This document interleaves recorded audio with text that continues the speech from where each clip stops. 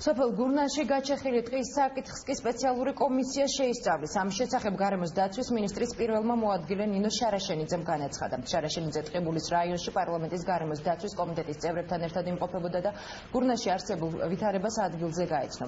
ტყის გაჩეხვის ლიცენზიას კომპანია ბუდ ექსპორტი ფლობს, რომელსაც დაავადებული ხისგან ტყის გასუფთავება ევალებოდა.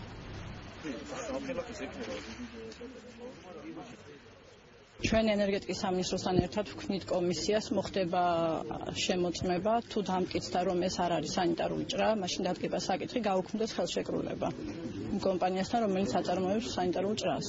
თქვენ თვითონ ხედავთ, როგორი წყალებში სანიტარული ჭრებია განხორციელებული, აქ ერთი თვალის გადახედვით შეგვიძლია ვთქვათ, რომ ეს არ არის სანიტარული ჭრები და ეს არის აბსოლუტურად ჯანსაღი.